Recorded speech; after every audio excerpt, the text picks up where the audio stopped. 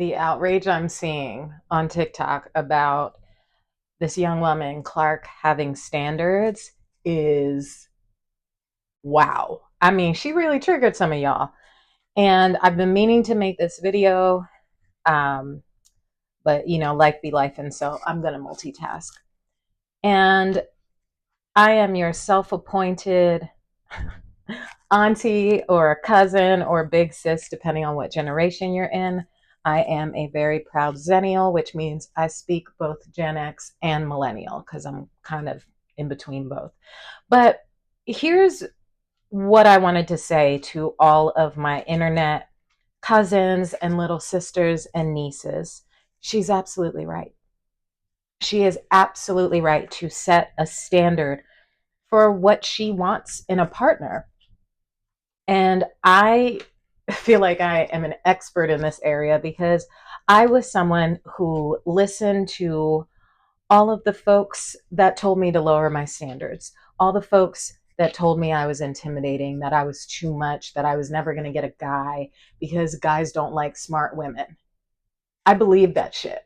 And let me tell you, if I could go back to myself in my early 20s before I got married, I would say, girl, you know that man is beneath you. You know that man can't keep up with you. Don't do it. Now, if you were triggered by what I just said, I need you to check yourself and see why you're triggered by a Black woman knowing her worth. Why are we triggered when a woman is confident about what she brings to the table? Because listen here, what I have learned is that when you date the man that is beneath you, when you date the man that is not on your level, when you date the man that even on your first couple dates, you're like, dang, I think I'm smarter than him, he will punish you for it. He'll punish you for it. Because the thing is, society has taught men that their place is always above a woman. Society has not taught men how to compete with women. Society is just now starting to teach the young boys that, yeah, you might get beat by a girl, and that's okay because she was a great competitor. My generation, if a boy lost to a girl, it was always, how could you let a girl beat you? That shit is embedded in their subconscious mind. So then when you get a high achieving woman like Clark, like myself, my credentials, I was president of everything in high school. I was captain of cheerleading. I was one of the leads in the musical. I've been on Broadway twice in a play and a musical. I did Radio City. I'm a playwright. I'm a college professor, yada, yada, yada. So when I dimmed my light to get the man, because everyone kept saying, girl, you're never going to get a man if you're never going to get a man as you are. And also, side note, all of those toxic teen magazines like YM, Teen and 17, if you are in my age gap, can you think of any time you received an issue in the mail and you were not instantly gaslit? Because everything in those magazines was, you're not good enough, here's how to get the guy. So when you lower your vibration to get the guy, a few things could happen. And fortunately for you, a lot of them have happened to me. In my marriage, what happened was my real self came out. When you're married people understand, like, you can't hide who you really are. So all of those times that I would pretend to not know the answer so he could feel strong, or just always defer to what he thought we should do, even though I knew the right way to do it. All those times just started getting to me, and I just stopped pretending and started using my brain. And the minute I did that, not only did things change inside the house, but outside the house too, because then I made my Broadway debut. Because I finally let my light shine. And it shone a spotlight on the fact that he and I were not a good match. In fact, not only were we not on the same level, we were miles apart because I helped that man get his graduate degree. And I know he hated that. but he needed the help and he was complaining about it. So I stepped in and helped him. And here's what I found out: he hated me for it. He hated me for achieving the things that he was told by his parents he would never achieve, and that nobody achieves, and that the game is rigged. So when I came in and was like, oh, like it's hard, like very Elle Woods, like, yeah, I'm going to go to an open call and get cast in a Broadway show, and that's going to change my career trajectory. It really shone a spotlight on the fact, it really highlighted the fact that we were not a good match. I did not realize how much that man hated me until I found the evidence of what allowed me to peacefully leave that marriage. Actually, I shouldn't say peacefully, I should say biblically, because I was really in the church then. Um, but that man hated me. And he was using me to hide, I'll put it that way.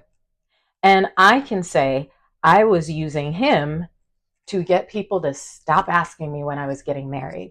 I was using him to get rid of that feeling that happens when you're in the church and you're a single woman. I was using him to finally say to everybody, I got the ring.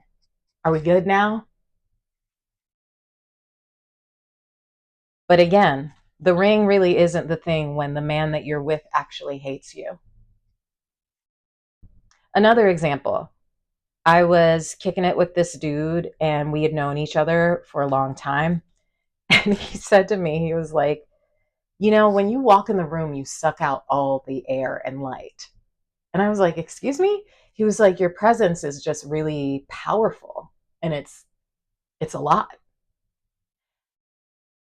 And I remember thinking, like, is that an insult or a backhanded compliment? Because I had not yet awakened to the idea that when a man says that, he's literally saying, like, I'm intimidated by you and this is never going to work. And what I've found in my, it's like I'm taking everything that happened in my life and I love to analyze it. Any other former gifted kids here know the 5 building blocks of higher level thinking: recall, analysis, application, synthesis, evaluation. I found that even that from learning that in second grade, I actually apply that to situations in my life that I'm trying to figure out that I don't understand. So when I was going through this with my failed past relationships, I was like, okay, I'm seeing a pattern here that I'm settling so that I won't be alone. So I made a promise to myself that I wasn't going to settle anymore. And the last guy I dated, on the surface, what he presented was that we were on the same level. I mean, he owned property, he was an art collector, he was a suburban black boy, like everything I thought was lining up, right? And I had no reason to think this man hated me because, again, we could have deep intellectual conversations, like we really vibed, or so I thought.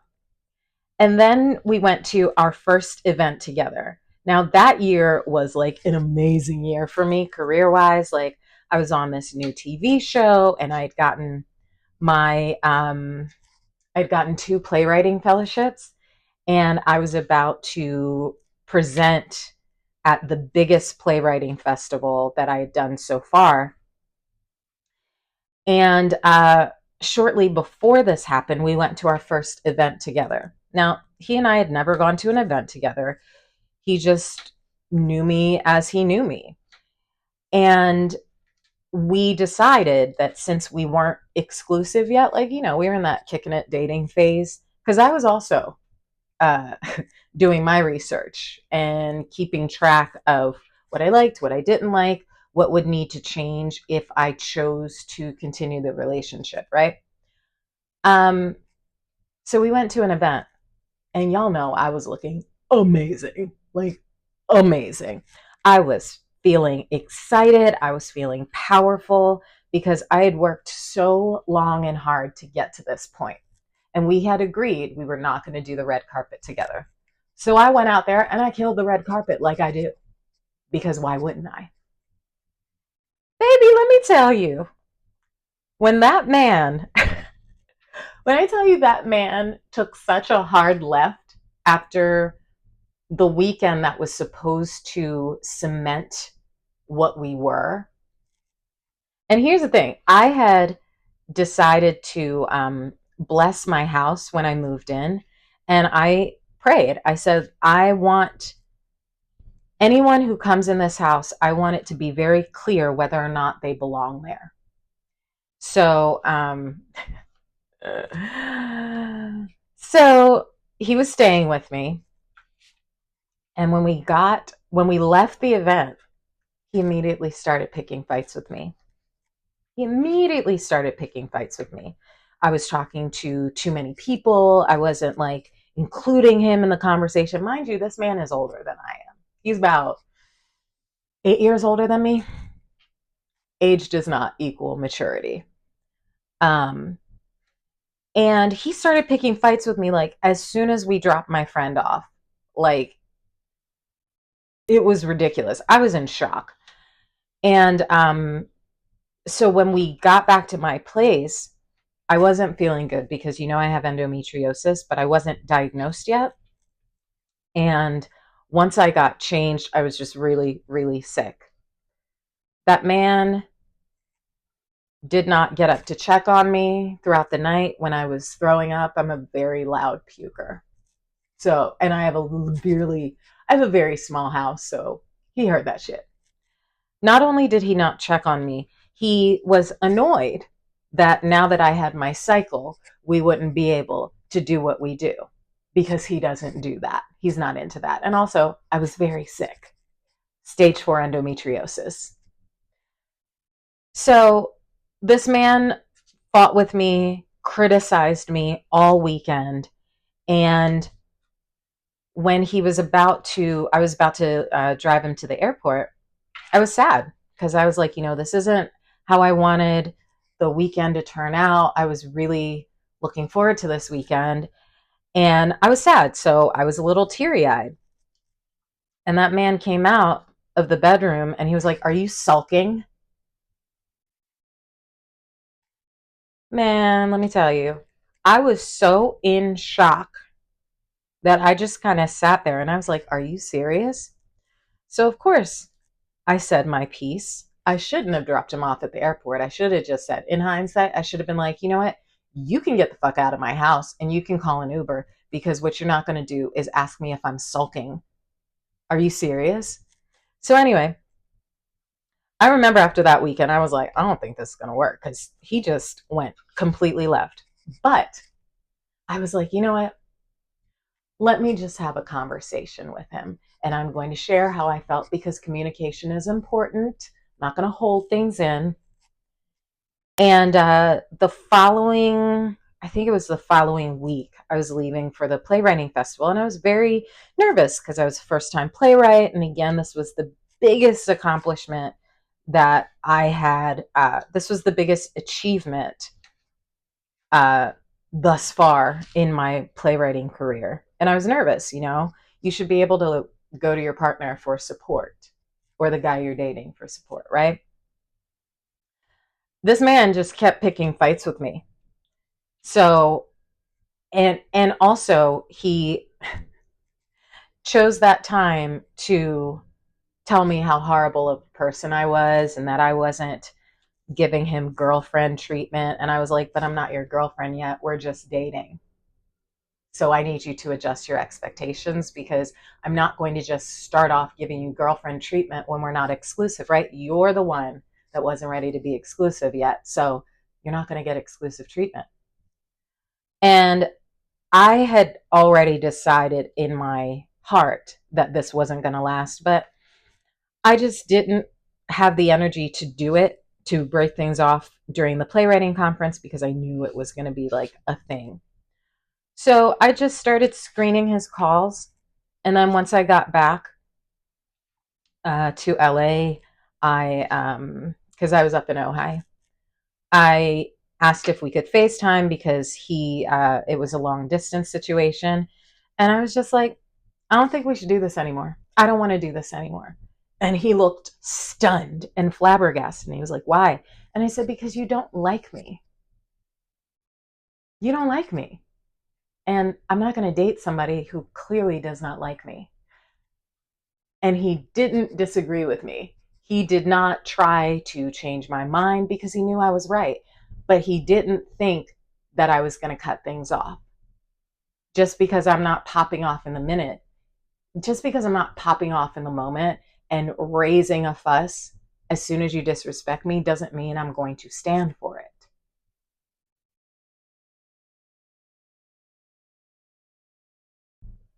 And what I'm realizing is he didn't know that my shine was so bright.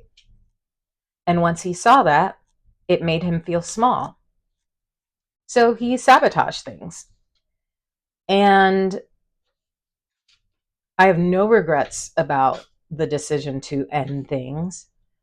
And I just really wanted to support what this young woman has decided because absolutely, the minute that you realize that someone can't hang with you on your level, you should leave.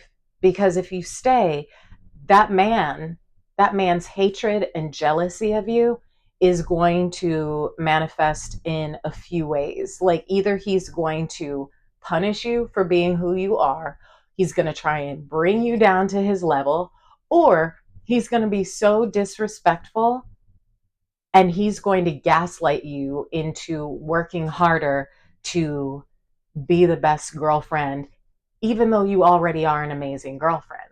Like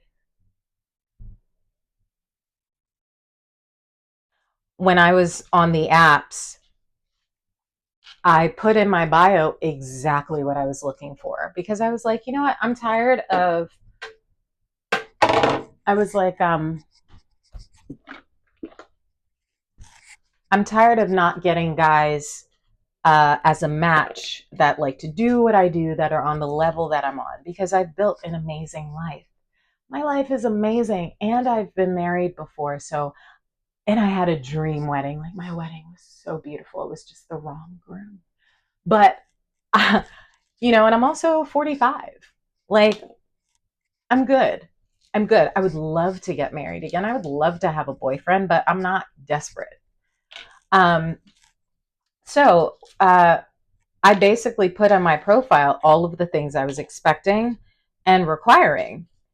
And the amount of men that just would match with me so they could argue with me, like, do something better with your time. Like, are you that bored and lonely that you want to take down strangers on the internet, strangers that you don't even know? Why would you match with me if obviously you can't do what I'm requiring?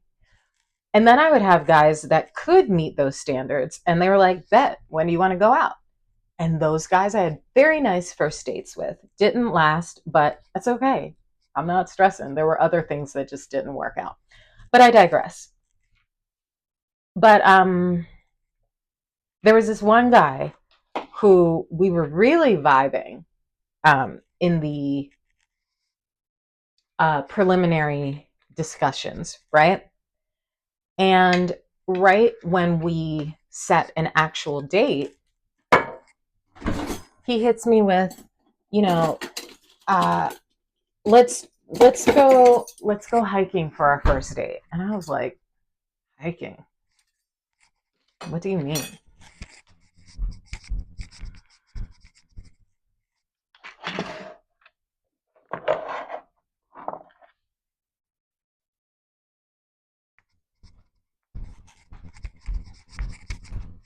And here's the thing. I have nothing against hiking, but I'm not trying to do that for a date because I'm outdoorsy, but I'm not that kind of outdoorsy. So but we were vibing, and this was a guy with a fantastic job. He's a scientist at a pharma company. I did verify that information. So I was like, you know what? You know what, Z? Let's think outside the box. Let's try something new, right? So we're on this hike, and he's already saying some things that I'm like, and I'm not going to go into those because they're just ridiculous. But what we got stuck on was he was like, I'm glad you said yes to going on a hike because I wasn't sure if you were a gold digger. And I was like, explain. And he was like, well, the last girl I dated always wanted to go to these fancy restaurants. And she got upset because I wouldn't take her to those restaurants and blah, blah, blah, blah, blah. So, it's kind of like a test I have. And I said, well, here's the thing. Do you know how much it costs for me to look like this?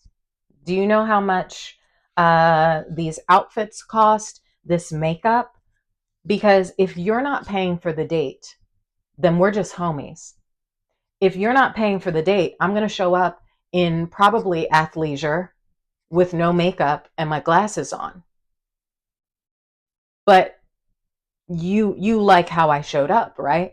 So this is worthy of you paying for my meal at a place that I like, at a place that I want to go to.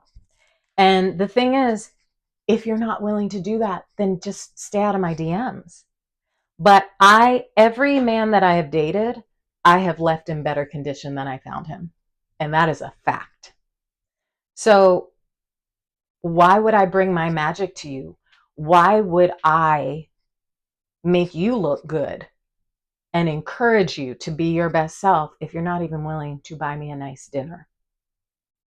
And that is my right.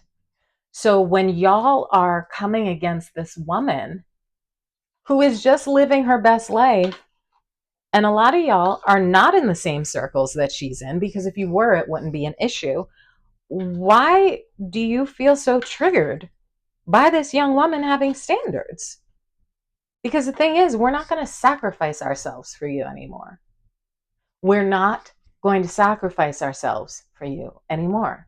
And if me sharing all of the lessons I've learned helps one woman not settle for some dusty dude because she's scared of being alone, then it's worth it.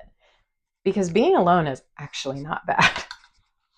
I have an amazing life. And I did say this to this man when we were on the date. I said, the thing is, I don't need you. I want you, but I don't need you. Like, I have a fantastic life. And he didn't like that. That's okay.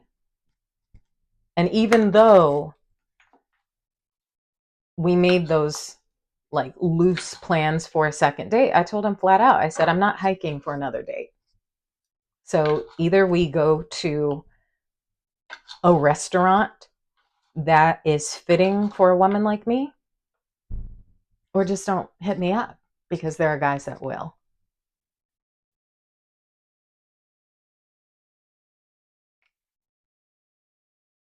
A lot of men are not going to admit this, but they want to be with somebody that they can teach things to. They don't want to be with somebody who already knows a lot of things and is settled, unless they've done the healing work and unless they're on the same level. Now, this gentleman that completely tanked our relationship, now that I look back, I'm like, yeah, career wise, he is not where he wants to be, and he's not actually doing the work to get there. So, of course, he was triggered by me making shit happen. Got it.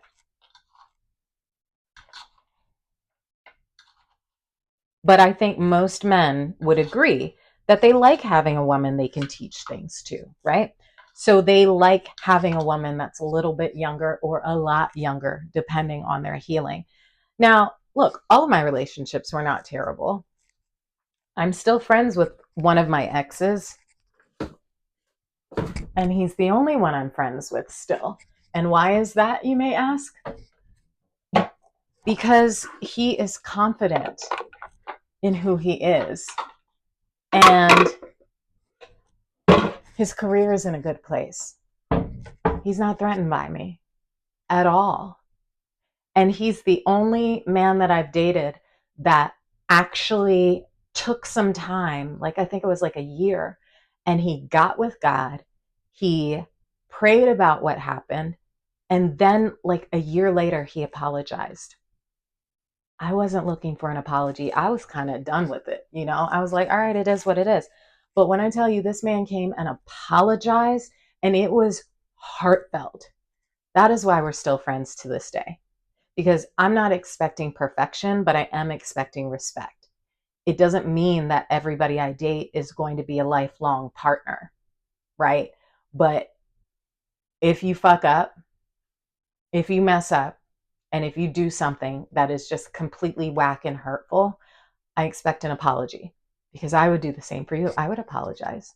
So, out of all the men that I've dated, only one was secure enough in his masculinity and in his profession to admit that he was wrong.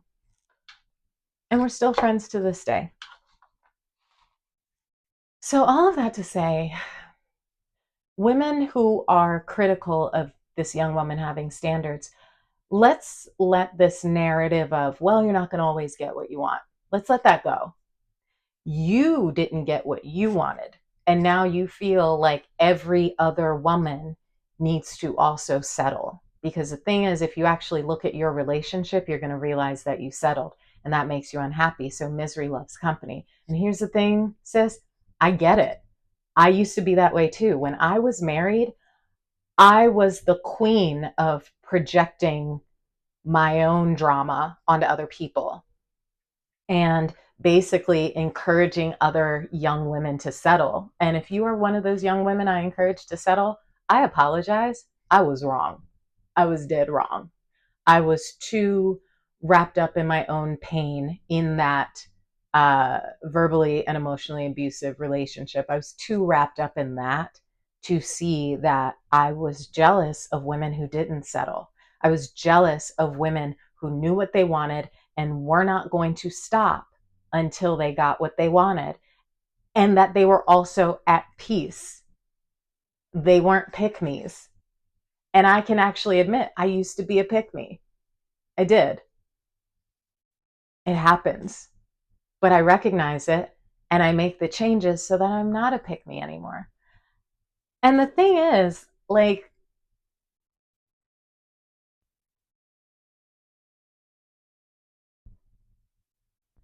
women bring so much to the lives of the men they're with. They do. We do a lot of emotional heavy lifting. We are, we do a lot of domestic things. Even if both partners are working, we're still coming home, we're still cooking, we're still cleaning, we're still taking care of the kids if we have them. And I think it is unfair of us as the older generation to expect the younger generation to be satisfied with the crumbs that didn't fill us. We should want better for our little nieces, our little cousins, our little sisters. So before you encourage a woman to settle, check yourself. Really check yourself and see, why am I triggered by this? Why does this bother me so much? I'm not necessarily going to speak to the men that are disagreeing with her, because I just don't want to.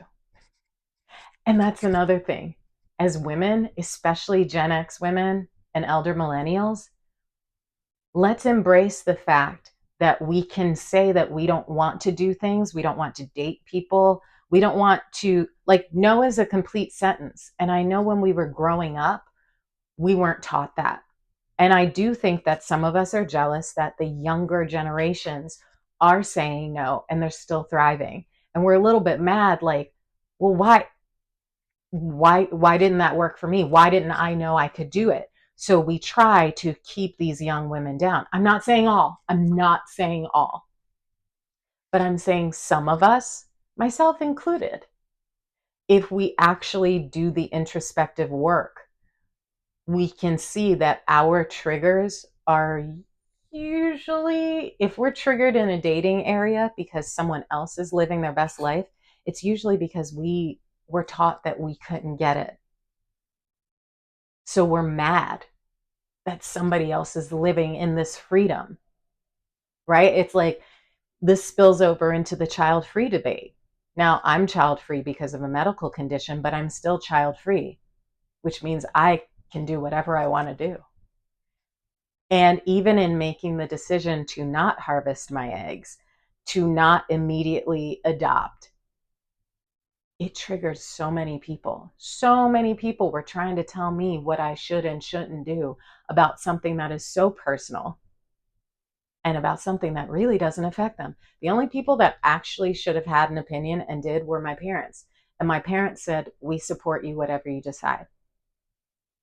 So I think that we should take a page from some of these Gen Z, Gen Alpha kiddos, young people. It feels so weird to say young people, but I'm like, dang, I'm at that age, aren't I? We can learn from them. We can learn from them and we can get free from some of the toxicity that our generation was fed when we were accused of being gold diggers for wanting to be appreciated, when we were basically